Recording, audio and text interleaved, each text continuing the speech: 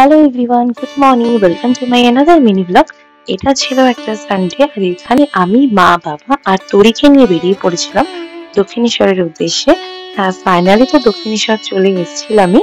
আর এটা যেহেতু অনেকদিন পর দক্ষিণেশ্বর আসা, তাই জন্য মনে মনে কিন্তু একটা এক্সাইটমেন্ট ছিল। তারপর দক্ষিণেশ্বর ঢুকতে দেখলাম ভিড়টা কিন্তু কম ছিল না, আর এটা যেহেতু সানডে ছিল তাই জন্যই হয়তো খুব বেশি ভিড় ছিল।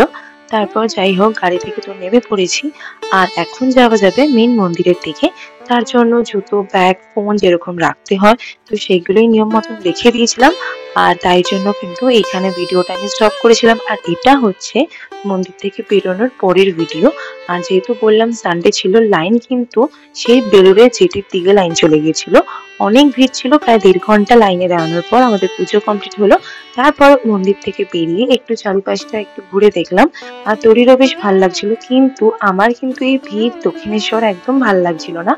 নর্মালি ছোটবেলা থেকেই যেরকম দেখতাম দক্ষিণেশ্বর মানে একটা শান্ত পরিবেশ, সেটা কিন্তু এখন আর কোথাও হয়তো নেই। দক্ষিণেশ্বরটা এখন প্রচুর ভিড় হয়। তো যাই হোক, সময়ের সাথে মানিয়ে নিয়ে চলতে হবে। এখন প্রায় 1টা মতন বাজে, তাও কিন্তু ভিড় একটুও কম নেই।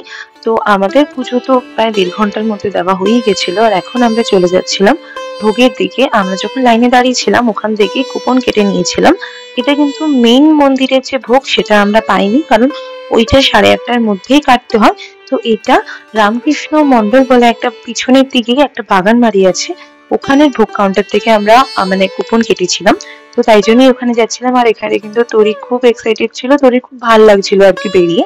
তারপর ওকে নিয়ে আমি, মা, বাবা গেলাম ওই রামকৃষ্ণ মন্ডলের দিকে ভোগ খাওয়ার জন্য, কারণ টাইম হয়ে গেছিল, 1টা থেকে 3টে অব্দি টাইম ছিল।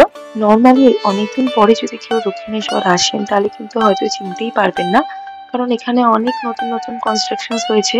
ভোজনালয় বলে একটা বিরাট বড় হল টাইপের হয়েছে।